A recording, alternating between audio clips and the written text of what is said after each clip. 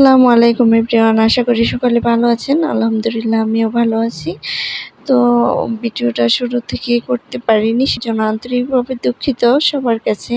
তো যেখান থেকেই করছি আমি সেখান থেকেই শেয়ার করছি। আজকে যে রেসিপিটা দেখতে পাচ্ছেন সেটা হচ্ছে বোয়াল মাছ দিয়ে সবজি দিয়ে হালকা ভুনা আর কি। কিছু কিছু কিছু ঝোল রেখেছি, এরকম করে রান্না করেছি। তো এখানে দেখতে পাচ্ছেন বোয়াল মাছটা আমি প্রথমে ভালো করে ধুয়ে কেটে বেছে নিয়েছি, হালকা ভেজে। তারপরে এখানে সবজি হচ্ছে আলু, বেগুন, টমেটো এইগুলো দিয়ে সবজিটা রান্না করে এটার উপরে ভাজা মাছটা দিয়ে আমি এভাবেই রান্না করেছি।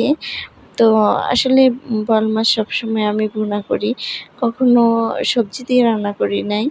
তো আজকে করলাম একটু ভিন্ন রকম, সেজন্যই আসলে আপনাদের সাথে শেয়ার করা। তবে একটা জিনিস ভুল হয়ে গেছে, সেটা হচ্ছে শুরু থেকেই করতে পারিনি ভিডিওটা।